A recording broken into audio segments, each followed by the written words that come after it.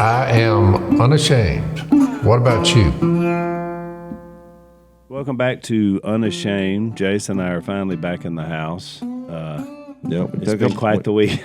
We took a break. Reed and I have been holding down the fort. We brought Reed in, so he's. I had this. So let me just start off, Zach, because I watched about 15 minutes this morning before I left of the last podcast, I guess, with Mac and Mary and Paul.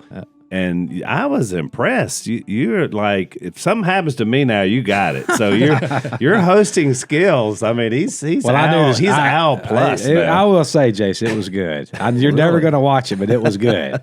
It's worth a watch. Good. I'm gonna tell you that. But I knew the story, so when you know the whole story, you know all the nuances. I just had to pull it all together. But I'm so appreciative to everybody that stepped in and this week, and it's just been. It's been a whirlwind. I sent a text out today to the siblings because everybody spoke yesterday at the funeral, and just said, I'm relieved because we did it and we got it done. But also, it's like I have this larger than life now perspective of Dad. It's just bigger than it was even because we were so in the weeds of everything. Jay says, so I'm kind of glad to be back here and talking to Unashamed Nation about it. You guys have been. Amazing. The tributes. Wow. I've only been able to glimpse a little because I've been so in the weeds, but I'm hoping next week to watch more of the stuff that's out there. It's been amazing. It has, man. So in our time, I guess this is one day from the funeral, which we had. Right. Which I think we're releasing that at some point. That y'all filmed it. We were going to live stream it with it. You know what? We're going to have a moment with the family. Yeah. Small, intimate gathering, but we think that we do want. We want everybody. It's honoring Christ. It was so uplifting, and I asked Reed this morning when welcome Reed. By the way, sorry I hadn't already done that. But we wanted. I was like, Reed, what do you think? And I don't know. Tell what she said because it was. I just talked about how impactful it was. I mean, that was by far the best funeral I've ever attended or seen. I mean, it was amazing. And gospel was preached, we worshiped, we honored and celebrated him. I mean, and his whole life was honoring and celebrating what Christ did for him, and it just, I think that was done really well. And I was blown away. Yeah, I was. Yeah, it was something. I had to kind of detach myself because Phil had this famous line that he said many times, when I die, Don't cry. You can sing, you can dance, you can do a little jig, but I made it. So, and he was real emphatic about that. So we kind of came up with a plan, what was interesting when we met. The plan that we came up with, we didn't really do. Right. We were going to do 2 services, one for the family, and then we were going to do a public thing just because the outpouring was so massive, which was kind of shocking, I think, to everyone. I mean, I knew, Phil's famous, but I mean, I had hundreds of texts. So you start getting into hundreds. I mean, hundreds it was ringing on your phone like you were at a pinball machine. It was caused me a little concern because a lot of them, they weren't in my phone. I'm like, how'd you get my number? Who are you? I had a lot of those. But we had. I would just say thanks, but there were several I didn't know either, and I was just like I knew them, but I had several. So then it got into how if all these people show up. Where they're going to be. Yeah, Jase was really nervous about that in the early planning stage. So basically what we did, wrong or right, is we at the church building where my parents called home, I guess, Al, you made a good point in the funeral, the very building that my dad, gave his life to Christ. In the very room, Yeah, in the very room is where we did the ceremony. And which Jase, we didn't that wasn't the original. We didn't know what we were going to do. Well, so it's like we were just guided to this spot, and it hit me the day before. And I looked at walked in there and was looking. We were prepping, and people were rehearsing, they're singing and stuff. And it just was so overwhelming in the moment. I thought they put the gospel symbols up there, which, by the way, that came from your father-in-law. Did you know that? Larry donated that to the church, those symbols. Somebody made them for him. Oh, Larry. Well, in any venture, there's a lot of people who start living like the Lord. Yeah. And they sacrifice and serve, which we had hundreds of people volunteer. And, of course, all your family shows up. And it's, when we had our little meeting, I guess it was, I'm not sure when we had that family meeting. I think it was the day after he crossed over. I think that was on Monday because I was on the driving. holiday, yeah. Because our funeral guys were with us too. So Well, I remember we were all sitting around, and I think Willie said, "Well, what do y'all want to do for the funeral?" Because we kind of had the funeral people, there. They kind of went through their bit, and everything that is normal about a funeral prep, we were the opposite. And he's like, "I don't think I've ever seen this." So, just because you didn't know who was going to show up and how it was going to be, and so, and we kind of panicked at first because even when Phil literally stopped breathing, it's like the media made kind of an ugly appearance. They started calling people in the family and calling the place where he was at, and so all of a sudden there were people at the gate, at our gates, and which leave it to the media to just make you kind of panic and say, everybody, give us a little privacy here.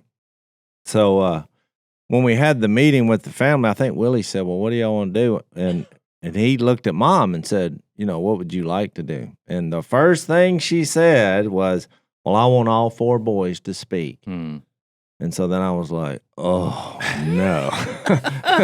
Because in the moment, because we hadn't talked about it at all. No. I mean, what it would be like.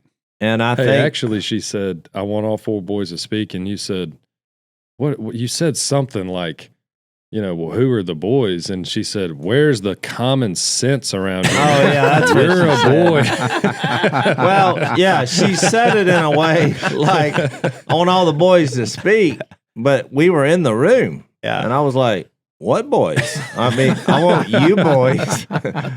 I was getting clarification. I missed that, Reed. That's hilarious. She did say that. She was like, channeled her inner Phil there. yeah, pretty she was funny. doing some Common sense for directional. crying out loud. And I think I said something like, which made her mad. I was like, "Well, you realize this will perhaps be the longest funeral in history because, we all talk a lot." I was worried about that. I thought, how are they going to pull this off, particularly with you two? Because you guys are now used to long form content, so we're speaking for 55 minutes. I'm like, you got I don't know what y'all budgeted, but what you budget for per talk? I told them 12 to 15 minutes as it was my general thing, but I told so we wound up doing it, and you guys will all see it, but we wound up having Jeff and Phyllis go together. And the reason why is because Jeff is mortified. Like Jeff he turned just white as soon as Mom said it. Oh, because he is mortified about being in front of people and speaking. He's done it because he's not, and he's okay. He was good. He did great. He was great. So Jeff just turns like white as a ghost. He's like, oh. So in the moment when we were talking, and I figured Phyllis would want to say something too because Mom didn't bring it up, but I thought she'll want to say something. So afterwards, I pulled Jeff aside. I said, "What about if Phyllis wants to say anything? Y'all getting up together?" Oh, sometimes you need a buddy. yeah. And he was like, "Oh, wow, that would be so good." And I said, "Well, let me see." And she did. She wanted, and so they did it together. And it kind of flows through. So at first, I was going to kind of like intro everybody, and then I was trying to conserve time, and so I was going to tell the joke that I do when I'm out on the road. When I talk about Jeff being my little sister, I would always say he was the little sister we never had. But then Phyllis found us, and so I had a little sister, so it ruined the joke. So now I say, but he needed a sister to play with, 2 girls. And so the fact they were up together, that was going to be my joke that I never got to tell. So Unashamed, you get You'll get to see it, though. Well, you had, so he did that. Then Willie, who turned out to be the most long-winded, so maybe y'all need to edit some of that. I think he went about 30 minutes. Yeah, it was good, though. And I might have went 20. Yeah, it was basically, I called Willie the comedy hour. He was funny. Yeah, it was and funny. he kept engaging Mom. And then Si kept talking back to Willie throughout his entire. That's what we should have mic'd him up, but it's fine. I said that. I said, well, the backstory to that was I said, well, somebody needs to maybe ask Si. I said that in the meeting because Si wasn't there. If he wants to say a few words, and somebody reached out and said, nope, he doesn't. Yeah. But then he did the whole time. The whole time. Which made sense. Look, because he's the sidekick. Yeah. He was the sidekick to Phil and That's Kay right. through their first, years of dating and probably 10 years of their marriage. And so that he turned into the echo, which was funny. And he was on here, right? Didn't do you? Yeah, have we him- had Si on with Martin. And he kind of told some of those stories, but it was interesting getting all together too, because that's the first time we've all been together. Kind of like not just it was like the core family. I said the core family, which was about 300 people or 400 in that room. We filled up a whole and I'm like, I guess we room. are all related. I'm looking around, and it was loud. I forgot. I mean, when you get like the whole family in a room, I mean, there was some personality and energy in there. It was, Yeah. It was great. It was like a reunion. That's what several people said. Spring is here. It's actually almost over, Jill. And I noticed that you gave my sister $200. What was that for? To help make our backyard look better. Well, and Because somebody has let it go. somebody has, and I'm not going to point fingers right now, but I am pointing. Well, we have 3 boys. We do have 3 boys, and I'm pointing my sister to fastgrowingtrees.com to buy the shrubs that we need to do the pool area. Fast Growing Trees is the biggest online nursery in the U.S. with thousands of different plants and over 2 million happy customers. I'm one of them. And he's going to get on it right now. Yeah, I'm going to get on. Al also, he's bought the palm trees there, and I think Al's got a couple more trees as well. But it doesn't really matter. Fast Growing Trees offers a wide variety of plants, no matter what you need, including fruit trees, privacy trees, flowering trees, shrubs. And they're all tailored to your climate and space with an easy online ordering process and quick delivery straight to your door. Plus, with their Alive and Thrive guarantee and expert support, your plants will arrive healthy, and you'll receive guidance on choosing the right plants and you'll learn how to care for them properly. So whether you have a big yard, small yard, no yard, whatever you need, Fast Growing Trees has over 6,000 plants to fit any space. From indoor plants to fruit trees to full-size privacy trees and more. This spring, they have the best deals for your yard, up to half off on select plants and other deals. And listeners to our show, they get 15% off their first purchase when using code Unashamed at checkout. That's an additional 15% off at fastgrowingtrees.com using code Unashamed at checkout. Fastgrowingtrees.com, code Unashamed. Now's the perfect time to plant. Use Unashamed to save the day. Offer is valid for a limited time. Terms and conditions may apply. One of the things I wasn't really planning on, because we're also involved in our little area of planning. I didn't realize how many people who have been a part of the Duck Commander journey would be there, Jase. Did you notice that? Yeah. W.E. Phillips and Sinky and all the camera, all the old camera folks, and Even Jimmy Red was there. Jimmy Red, Yep. he made an appearance. He came in. He had a nice shirt on. I was like, Jimmy Red, look at you, And it just was really it was very touching to me. And so you're right, Zach, for that first, because we all got there early. So we probably just had an hour just to visit and talk to people and catch up. All my cousins were there. And then Reed, you mentioned something that was very powerful just about the 3 days we had to, because it was a holiday weekend when all this happened in the holiday, but everybody was able to come and just tell your perspective of all our cousins, your cousins, moms, grandchildren, just that ebb and flow of how that went. I mean, it's been incredible my wife said, I don't think I've been around your entire family ever, and I was like, I can't remember the last time we were all together. And then we've never been together where it's everyone I ever knew, which is amazing because I mean, I grew up at Whites Ferry Road, and there was just so many people that were just rock solid. They were just always there, and it just becomes your true church family, and I've been gone for 10 years. Yeah. And now it's like you come back, and it's everyone I could ever think of and not think of all in the same place. Yeah. And telling stories and celebrating. And I mean, it really is amazing just to see like we've all said, the outpouring and the love and just how respected he was. I mean, and all the texts we've gotten and everything, I mean, there's so many people that they never met him, they never knew him, but they all have their own individual story of this is how he impacted me. And I remember watching this, and I remember, turning my life in this direction because of him. And it's like, man, I mean, even people that, they never had a real conversation with him. I mean, some of his family never really did too, which is funny, but he was a man of, he was just a titan, and heaven got a titan, I've heard that a lot just from people that have texted me but it's funny. I was mentioning earlier that thinking about the kingdom and eternal life starting now, and we're a part of Jesus Christ's kingdom that he's building now into forever.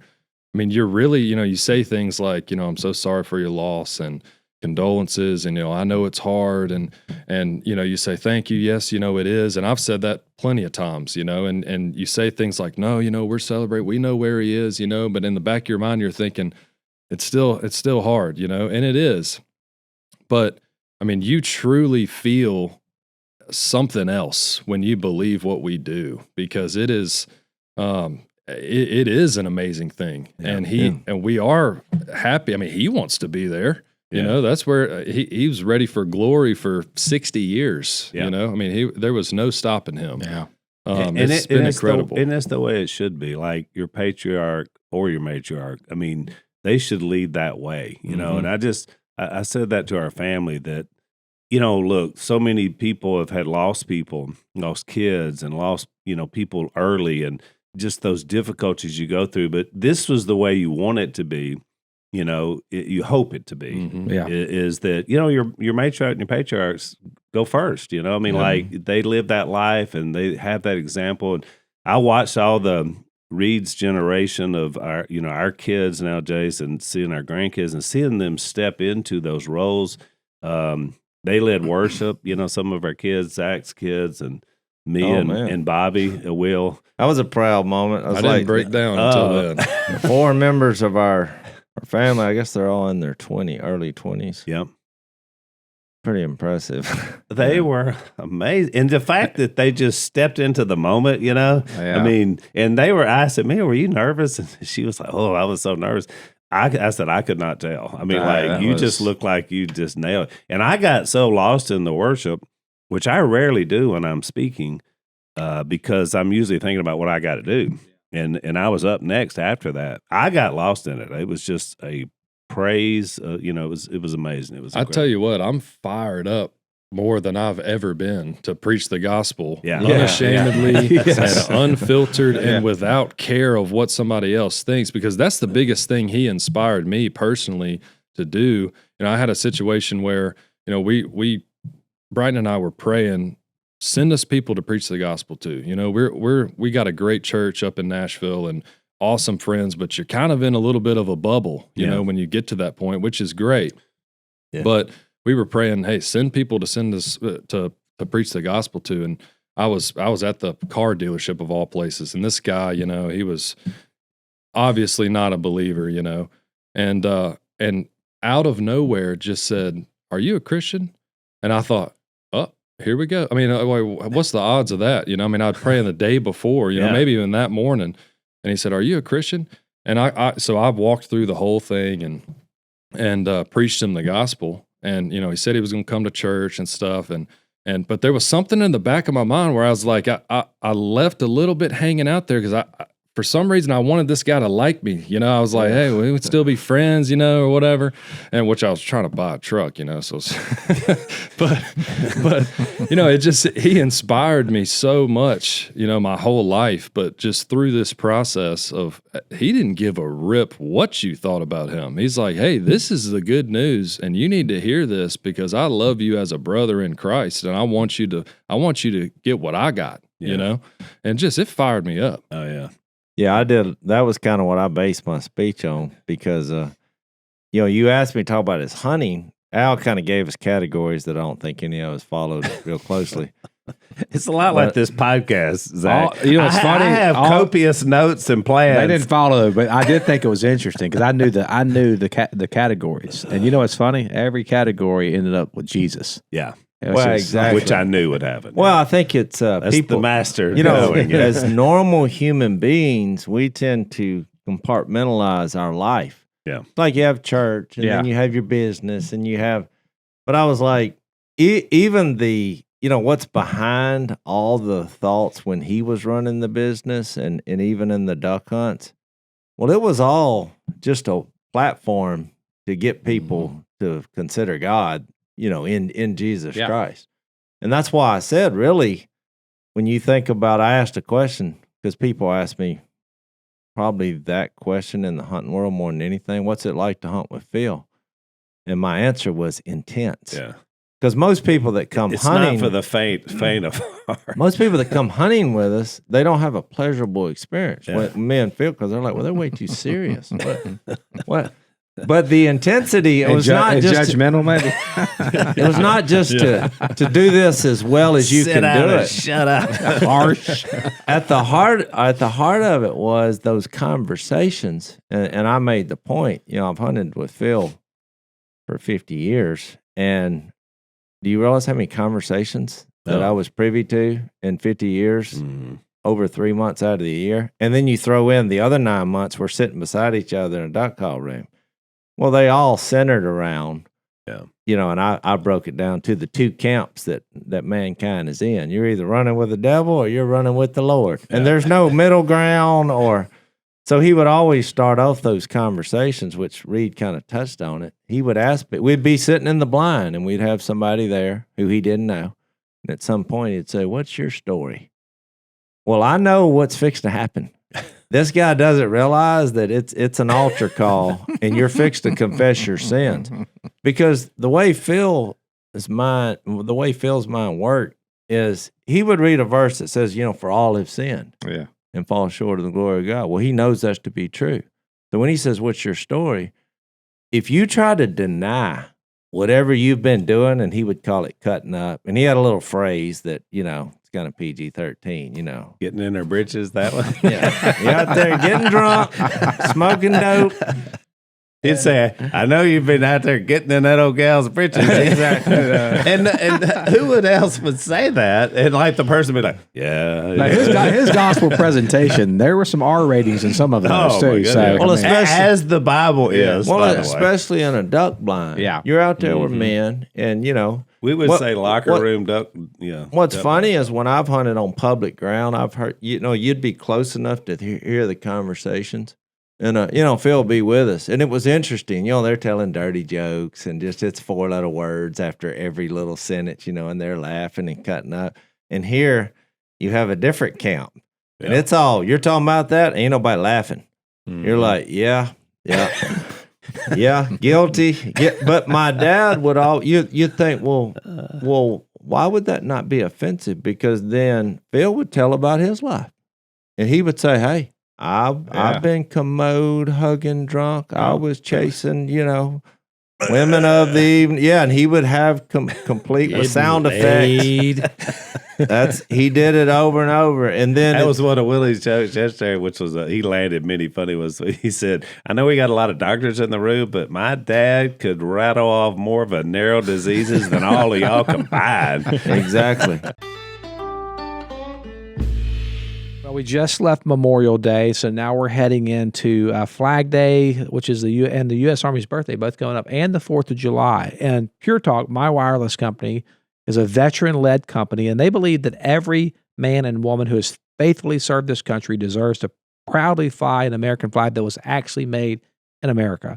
And that's why Pure Talk is on a mission to give an allegiance flag, which is the highest quality American flag, to 1,000 U.S. veterans in time for Flag Day and the U.S. Army's birthday. Supporting this great cause is easy. All you got to do is switch your cell phone service to Pure Talk this month, and a portion of every sale will go toward providing these high-quality flags to deserving veterans. It's actually a better service. You get the same exact 5G network that you get with the big guys for half the cost with plans of just $25 a month. You get unlimited talk, text, plenty of data, and you can enjoy America's most dependable 5G network while cutting your cell phone bill in half. The average family saves over $1,000 a year. That's a lot of money. I'm a Pure Talk customer, and I can tell you the coverage is second to none. I made the switch. It was super easy. It took less than 10 minutes. And I love these guys because they help support veterans. They're helping to eliminate veteran suicide. They're helping to eliminate veteran debt. And they're raising money to support veteran trades after they get out of active duty. So here's what you can do if you want to make the switch today. Just go to puretalk.com/unashamed to switch hassle-free in as little as 10 minutes. Again, that's puretalk.com/unashamed to support veterans and to switch to America's wireless company, Pure Talk. And then look, then he would get to their physical death. He would go through that, which they don't realize. I know where this is headed. Yeah. And he'd get their thoughts on how do you feel about dying. That's why he came up with all these clever lines. I mean, one that he said for years that I've used that people always laugh at, because it might be a guy, sitting in the blind that works out and eats right. He just thinks he's on top of the world, muscle mania. And he's always like, Muscle mania. well, hey, you'll die healthy, but you're going down. And, 6 feet under. You remember the famous story about him working out of the church building and the guy who worked out? Everybody knew who Bumba, he was. he called him Bumba. Because he looked like Arnold Schwarzenegger did. before Arnold Schwarzenegger was a thing, I guess. It's just the bodybuilder. And he simply walked by in the parking lot, and my dad was like, woohoo. He had his little sound effect. He's like, ooh, you got some muscles Quite there. the physique. Yeah. Boy, you're quite a special. So he stopped, was like, And then all of a sudden, the chest like a starts peacock. You flexing. get to put the feathers he's out. like, thank you for acknowledging my presence. And my dad said, how you going to get it out of the ground? And he went, excuse me? He's like, how are you getting that body out of the ground? Because it's going in there at some point. Yeah. And he was just looking at him dumbfounded. He said, come down to the house tomorrow. Come on out of the house. I'll tell you, And the next day, he showed up. But I told Guess what? Trip Phil, to the I said, river. well, he doesn't even know where you live. He said, if he's serious about it, he'll figure it out. Yeah. And sure enough, he showed up. And what I thought was fascinating about that story is an hour into the discussion, here's this guy who at one time was, flexing his muscles. Tears are flowing down his face. Mm-hmm. It all started in a conversation walking by saying, hey, you going to get the body out of the ground. And so even, I thought about bringing this up in my speech about when we had, the controversy over the show and all. But I remember my dad's first take on that when they were like, oh, there's a controversy. He's like, about what? It's like, well, you did an interview. He's like, oh, I don't, boy, he was asking me the question. He asked me what sin was. I was quoting Bible verses. Yeah. And He was like, where would you go if someone asked you about sin? I was like, Phil, I get it. They took the stuff out of the context. But you know what he was so upset about the whole thing? He's like, well, they left out the good news. Because I was at that interview. He went through the gospel, and in his mind, he was like, well, you just focused on the bad news. I got to the good news, and nobody ever addressed that. And so that's what all those, that's what stands out in my mind when I looked at his life as a whole. In the duck blind, it actually was just the perfect backdrop to have a conversation about what's meaningful in life.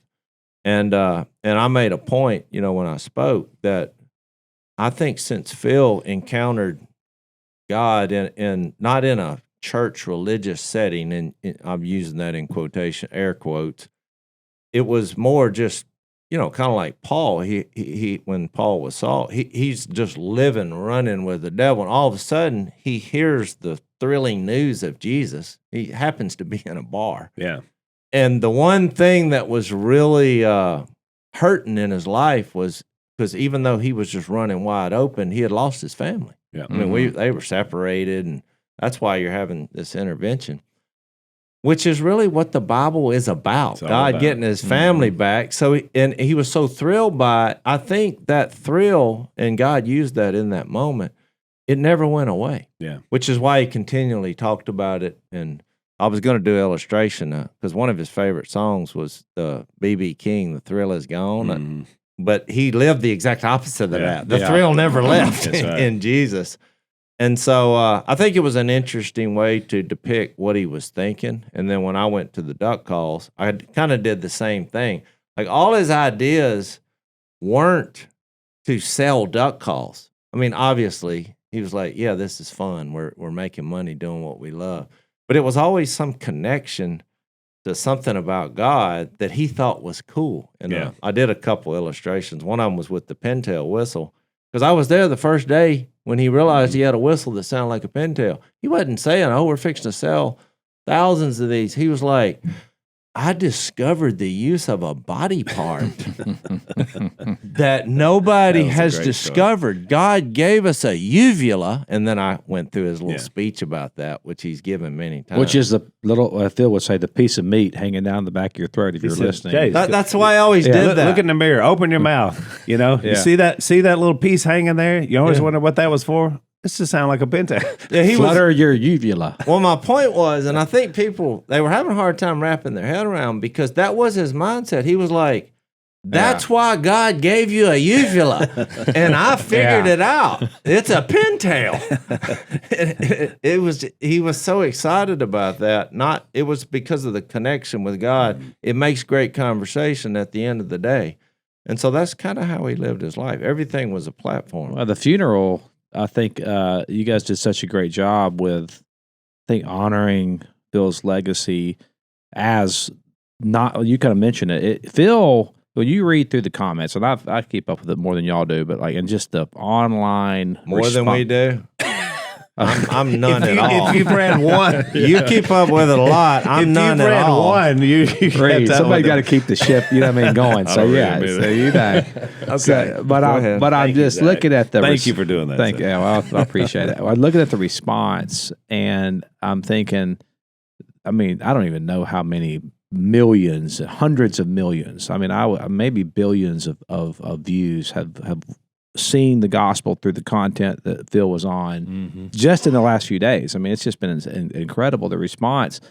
And then it hit me that this man, Phil, my uncle, your dad, your granddad, was not a paid pastor. He did not pastor a church. Yeah. And when Jill and I were in college ministry, they'd always come in and say, man, I feel called to be a pastor. I feel called to go into ministry. And I'm thinking, you know, and everybody said that. And I'll say, if every one of you becomes a pastor or goes into the ministry, what happens to the marketplace? And what Phil embodied was the kingdom of God outside of the building. And every time, have you ever heard Phil say, I'm going to church? I've never heard him say that. Oh, he would. He would chastise us. Yeah, if you said that, he would chastise you. Yeah. Yeah. Well, that's why I told you my whole conversion. I mean, I wrapped it up in that because it was true. When he preached for the first time, which was 7 years after he came to the Lord in a church building, it was that. I didn't know if you remember that. But I'm not sure I was even there. Well, the only reason I remember it is because a week later I came to the Lord. Right after that. I think I was gone. I think that was because I thought he was nervous about it. And, you know, because you got to remember at that stage of my life, I was 14 years old. I was still, even though my dad had been a Christian for 7 years, and I think you, maybe, I can't remember which brother talked about that. No, I think you did. It was bumpy. Yeah. And Willie said that. And I'm glad you said that. It makes me think of that verse in Galatians 4 where it says, until Christ is formed in you. You know, there is a process. I was talking about the transition to transformation. That's what you said. Yeah. It was a good line because what's fascinating about the way God works is he uses you despite you being immature in him as you're growing and learning. And Phil just, you know, he never stopped sharing Jesus, but as he got older, you started seeing more of the love of Christ and the character of God. Even in his last few months, I mean, he was doing things that were downright syrupy, if I may say, with the grandkids. Oh, yeah. Even our daughter-in-laws. Which was not his personality. It's not his personality. The verse I thought of on that is because y'all didn't, and our family's like this. I love this about our family. No one is going to get up there and paint the picture that's not real of who Phil was. And Phil was, you kind of mentioned this, that Jesus is the main character. Phil was a sinful man, like the rest of us. And so, but it's funny how you'll take the flaws of a man, and we make fun of that. Like that, we laughed at that, but we laugh at it because we truly believe that love covers a multitude of sins. Well, exactly. And so the man's life, like whatever flaws he had, were just swallowed up by his love for God and the grace of God. And I think you see that. That's the kingdom, you know? No, that's right. That's why I read the text in 1 John, which if you watch the funeral, you'll see the way I did it. I centered it around the verse, which is hard to wrap your head around, that whoever wants to claim to live in Christ must walk as Jesus did. Right. And as a young Christian, when I read that, I thought, well, that's impossible. I can't do that. What does that mean? I didn't. But if you read the whole book of John, so I chose a chapter, which kind of went with our theme, and I didn't even know what the theme was, with the worship songs and love one another. And there's no fear and Yeah, love. everything was so compartmentalized, but the Holy Spirit was obviously working because it all blended exactly. so well. I thought I've randomly come up with the verse that backed up the songs because Phil he had a lack of fear. Reed mentioned that even having the conversation with used car salesman or whatever. There is a fear that comes up. That's why people don't want to have difficult conversations. Yeah. But when you look at what Jesus' life was about, he had very difficult conversations. Well, I want to tell you about our friends at Tomorrow Clubs. I love these guys, by the way, because camp's been a big part of my own life experience. Actually, it's where I met Jesus at for the first time. And Tomorrow Clubs, they are trying to reach children for Christ. They remind us that over 1 billion children in the world have never heard about Jesus. And that feels a little bit overwhelming. In fact, that feels very overwhelming, but God does have a plan. Jesus told his disciples to go and make disciples of all nations. And this summer, the Tomorrow Clubs are hoping to do just that. They're hoping to bring Christ-centered summer camps to 30 communities around the world. The Tomorrow Clubs camps are more than just a fun experience. These are like a powerful launching point for people to get into Christian discipleship. Many of the kids in these areas meet Jesus for the very first time at a camp. I want to tell you about Ksenia. Ksenia fled the war in Ukraine twice, carrying the weight of fear, grief, the loss of some of her close friends. And then last summer, she decided to attend one of these Tomorrow Club camps, and she met Jesus for the first time. And that moment changed everything for her. Today, Ksenia is actually a leader in the groups, and she's sharing the hope of Christ with other kids. And so these summer camps are the primary way and the primary tool in which the Tomorrow Clubs enter into these new communities. And often it's in some of the most overlooked and forsaken places in the world. And so we want to be a part of this because we believe in long-term discipleship. That's why we are inviting Unashamed Nation to bring Christ-centered discipleship to 3,000 kids this summer through 30 Bible camps around the globe. So here's what you can do to help. Just $1,000 sponsors a 5-day camp for 100 kids. Sponsor a day camp for $200, or send 10 kids to camp for $100. Any amount will help, to be honest with you. Let us help this incredible ministry bring the gospel to 3,000 kids in some of the hardest to reach places on earth by visiting tomorrowclubs.org/30camps, or simply text 30 camps to 44321 to give today. He didn't care about making people mad, glad, or sad, because he did every time he had a conversation with them. He spoke the truth in love. That's what he did. Yeah. And so, and I made the point that Phil, after a while, it hit me that this is God living in him. Yeah. Mm-hmm. This is Jesus living in him. And I said something I thought might be controversial, but I was like, I know we're calling this the funeral. I was like, Phil Robertson's funeral happened when he was 28. Yeah.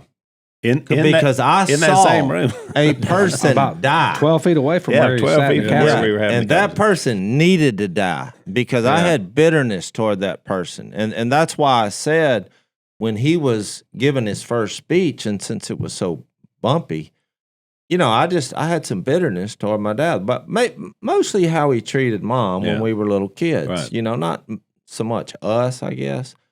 And so I just, there was just trauma, bitter, whatever you want to call it. Yeah. I'm sure a child psychologist would figure it out. Yeah. And so I kept It's thinking. why you're the way you are now, Jase. Yeah, I was like, he'll never last. He'll never last. But what really turned the corner, and I think God used him, when he preached that sermon, I was so shocked that the name of it was The Bad News and the Good News. Yeah. And it was the same sermon that I had heard hundreds of times in the living room that he would share with people. And in the duck blind, I thought, well, he just did the same thing he always does. I was fascinated. I thought, oh, we're fixing to hear, because I was thinking we're at a church now. I'm fixing to hear some deep. No, it was just the story of Jesus. Yeah. He basically told about his past. And it really had an impact on me. Yeah. And I thought, Because it was the same thing he'd been living. that's right. You're like, there's no difference. It's the same thing he'd been talking and Yeah. living. And I thought, I think I need to look into this. Wow. And he had made a mention about you need to know who Jesus is. So I read the book of John. And I was kind of trying to get around it. I remember just reading it thinking, what does that mean? But the more I read, and actually when I got to John 21, where because I was into fishing at 14, that's all I cared about was hunting and fishing. And I thought, now he came back from the dead. Why would he go catch a bunch of fish? I mean, you just got to remember at 14 years old, this was like, why would he do that? And I thought, because it's the most fun thing you can do. And he did it with people he used to do that with. And I thought, how exciting. Like, he died, and they're like, oh, it's all over. And now he went, and the first thing he did was what I would do. I was like, y'all want to go fishing? And then it just kind of hit me. They're eating fish with a guy that used to be dead. Yeah. And I don't know, in that moment, I thought, if there's a way to live forever, I think this is it. Yeah, and it kind of broke me. And I went in there and I was like, well, Phil, I've come to a conclusion. I think I realized why you changed your life. And he was, of course, Phil was like, yeah. I mean, everything was like, yeah, where you been? Yeah. That's what I think is so, that's so impactful to me. And you probably don't even realize this. Maybe you do. But, Sadie asked a question on her podcast I was on the other day, which, by the way, I got to say this. Her producer said, reads just like Jase, but spicier. So what does that mean?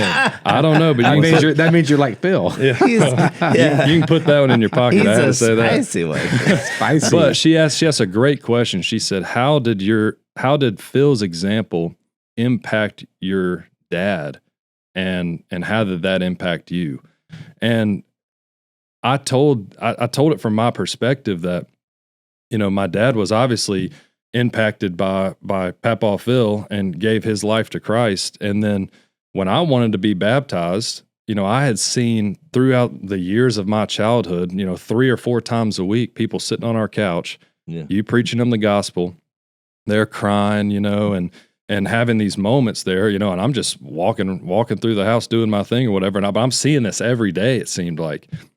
And you would say, go read the book of John, come back, you need to figure out who Jesus is, and that's how you would start it. And then I come to you and I say, hey, I want to be baptized. And nothing was different. You said, go read the book of John, come back. It was like carbon copy, And it just... That is funny now that I think about it. And so, you may not even have realized that, but it's just, that's so impactful that, he's... I know I'm biased because he's my grandpa, but to me, he was the ultimate human example of what it meant to live with the Holy Spirit inside of you and live your faith as a Christ follower. He did not care. He said, I got the Holy Spirit inside of me and I'm rocking and rolling with that. And I want to bring as many people along with me as possible. Yeah, exactly. Which is why we've compared him a lot on here to John the Baptist. To me, it has that same feel, the wilderness, the out there, the holy ground being where the Holy Spirit is. And it's funny, Jase, my experience was so different from yours, and yet it was another aspect of Dad. So mine, and I just briefly mentioned it yesterday, but I was a prodigal. So I followed the bad footstep, like what I saw, what I was raised with, and the evil one got to me at 14. So I and went in your defense, even though none of us truly have a defense, you were 5 years older than me, right? And you were put in charge at too young of an age. Exactly. You basically raised us for a few years. Then now you see what happened. But so my experience at 18 to come back home and very much like the story in Luke 15, Dad, his grace and his acceptance and his lack of here's the rules and here's the way it's going to be. He just embraced me, and I didn't expect it. I thought I didn't either. I was shocked. I know. And I was like, "Get the rocks out." There's no recovery. In our story, Jase is the older brother, even though he's the younger brother. We talked about. Well, this. I was, but it was just so when you're young. And from my age perspective, you had done so many vile things. I need in my presence. You were sneaking from Phil and Kate. Well, you didn't know. You thought he's back, but he ain't changing. Oh, I was like, this dude, string him up. It's over. Thank the Lord that Jase wasn't the one. But anyway, so Dad has this perspective of grace, and so that obviously then has impacted me as a man, because then I plugged in to where Jase is talking about. We had this little group of people there together, and I'm brand new. But I was the only one raised in a church. I grew up in church because their preacher took me all the time, and Jan had an influence. So all that came back out, and then all of a sudden I realized it's like, man, we get to do this together. And so, my whole life has been a ministry partnership inside the family, and mostly with mom and dad. I mean, from 18 to right up until yesterday. Mm-hmm. And the blessing of getting to do that and all the groups. There was a couple there yesterday that we used to drive to Alexandria every Thursday night, Jase, remember, and have a house church down there with these people because we were baptizing like crazy and in hotel swimming pools. And I mean, that was just something that the Lord it was a wave that came through and we answered it. And some of the members of that house church were there. They were there yesterday. Which one of Kurt's wife, maybe I should mention them because it was kind of embarrassing. She come up to me and she's like, I need to tell you something, So I thought we were fixed to talk about Phil. And she's like, 25 years ago, you and one of your brothers, absolutely destroyed the gift that we brought your mom because y'all were horsing around. And I was like, you sure it wasn't me? And she's like, oh, it was you. And she said, and I chewed you out. And she said what she told me. And she did. She raised her voice and was like, I cannot believe that y'all are destroying your mom's property. This was a gift from us. And you just have no respect. Well, it must have been you and Willie because it wasn't me. She just said me and one of my brothers. So I'm assuming it was a Willie. It was got to be Willie. And she said, I just want to say, I'm sorry about that. She said, I think I can. her. Yeah, it bothered her. I was like, I have no memory. So I had learned forgiveness at that time. If you said something wrong, I was like, you should have been shooting. I was going to say, well, good that's for what her. I told her. I was like, but the more I'm thinking about the story you're telling me, I think you did the right thing by getting on me. Yeah. I was like, there's no reason for an apology. I just thought that was a weird moment yesterday. Because y'all were like teenagers. Y'all were young. One of my favorite memories, and this won't be it wasn't the funeral. It was when we all went to the graveside. And so I was like, I guess I didn't know exactly. I knew my mom where she was buried in the general vicinity.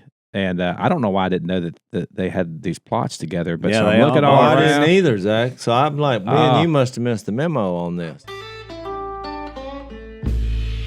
So I want to tell you about our new sponsor, Rocket Money. It's an app that I've been using, and I have actually discovered some issues with my wife, Jill. Did you know that? Wait, what? Oh, yeah.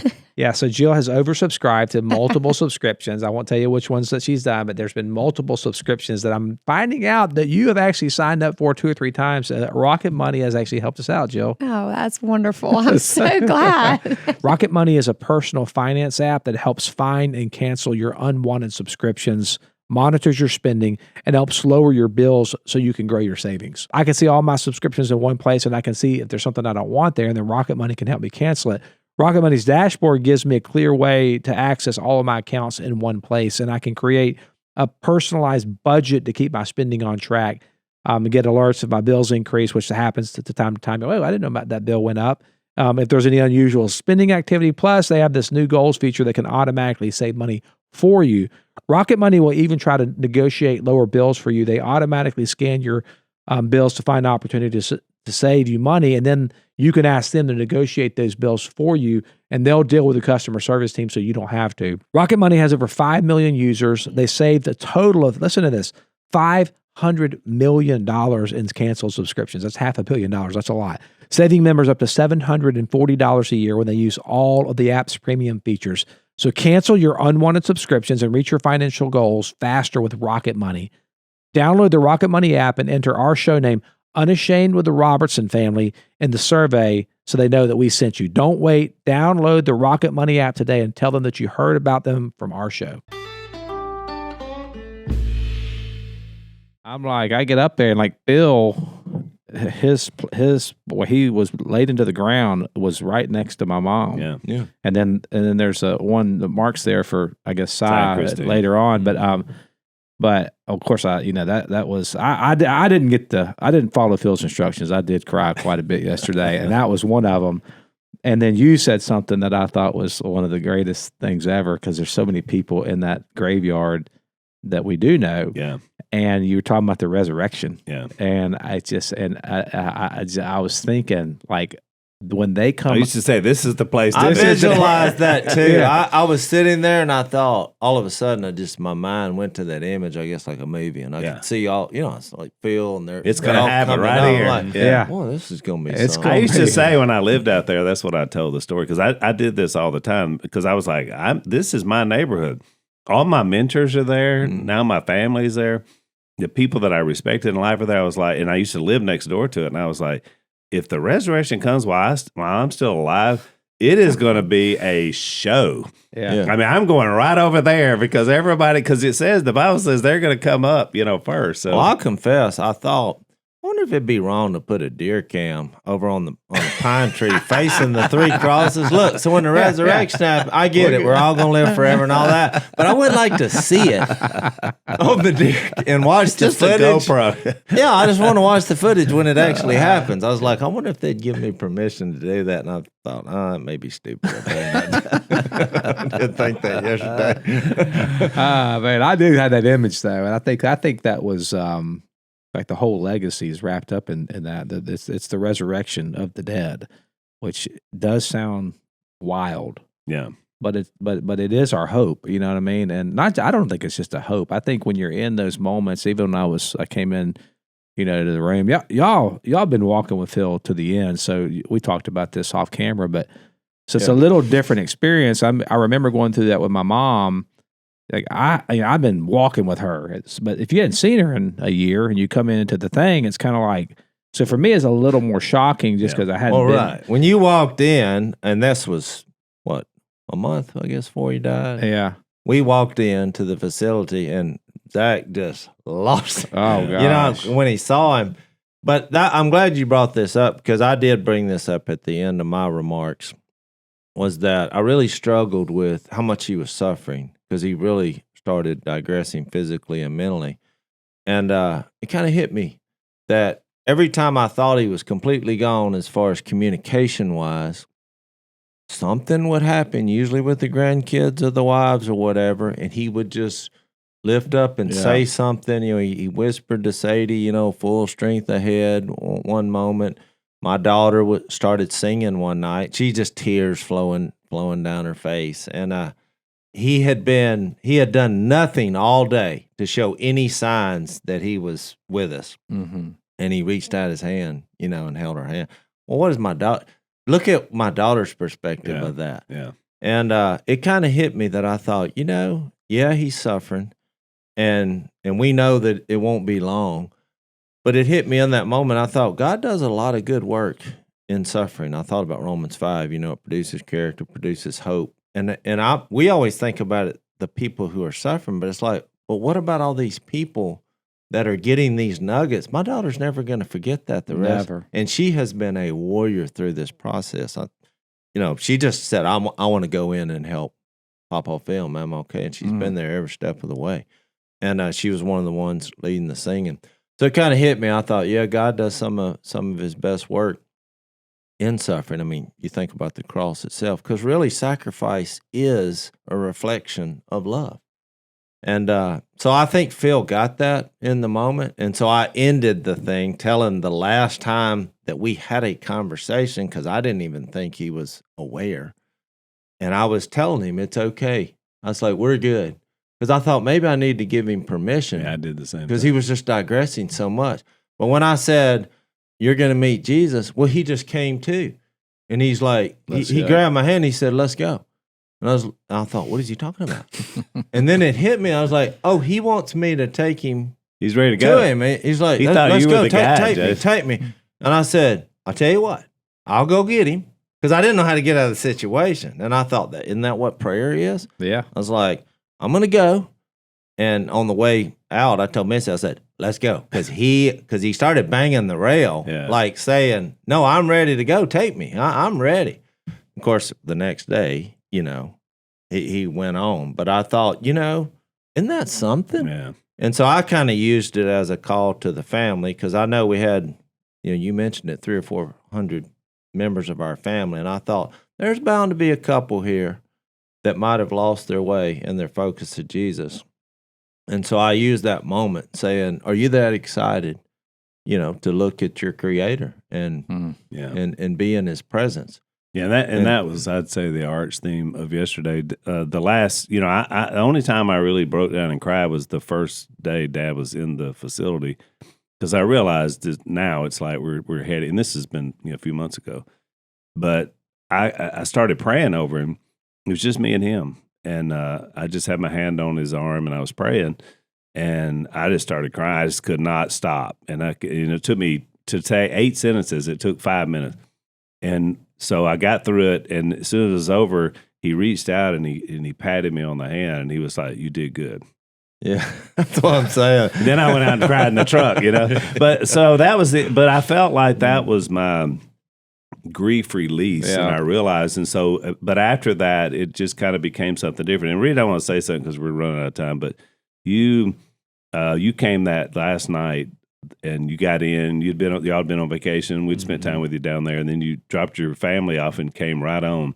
And Phyllis was there the last night, and so was Burley, who's their nurses, and they're just so helpful. But y'all turned into the trinity of representatives: Reed, Burley, and Phyllis, which was quite the. It was, nobody would have planned that. It just happened. But Reed, what you did that was so powerful about being there was secure mom. You got in the bed with her, and she was like, will you just get in the bed with you? Yeah, sure, but I'm okay.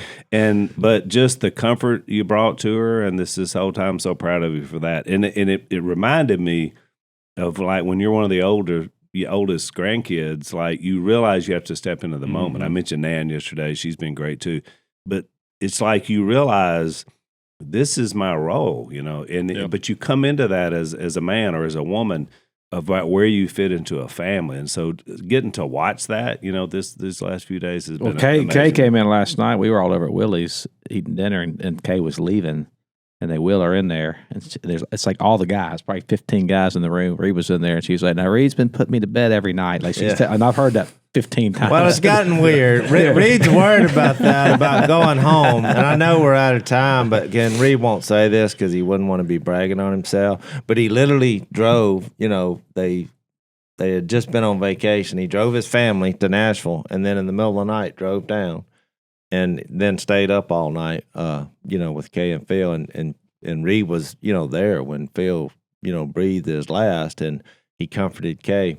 And they formed a bond, and he was worried about leaving now because she's so attached to him. But I was really proud that Reed stepped up, and she's going to be okay. I think she knew that because last night her charge was, Reed's been putting me to bed every night, and then she's like, "But I'm going to need basically all y'all. I need chauffeurs." And she's like, you remember that? She's like, he's telling the whole room of guys, like, "You guys are now." I think she knew you were leaving on some level, and it's like now the rest of the rest of y'all. Just know, I'm still the queen. We're out of time. I want to tell you 2 things I brought today. One is I brought Dad's Bible, which was on his casket yesterday, opened to Matthew 28. I don't know who opened it to that. Probably Grace, who did a flyer arrangement. And so that I brought that as a reminder that it's always about, this podcast has been about the Word, about being unashamed. And I brought this, which was the picture, just to show you guys that are watching. And so Dad's kind of larger than life anyway, and this is a giant picture that was down front. And then we had the painting of Tony that made of him baptizing a woman down front. And it was just the perfect thing as a reminder of what this is all about. So Unashamed Nation, we love you guys so much. You guys have been there for us. We're carrying the legacy now. We're going to be doing just what he trained us to do. It's not going to stop. And so you need to grow where you're planted and keep doing what we're doing. Reaching people. That's the best thing you can do. Thanks for listening to the Unashamed podcast. Help us out by leaving a rating and review on Apple Podcasts. And don't miss an episode by subscribing on YouTube. And be sure to click the little bell and choose all notifications to watch every episode.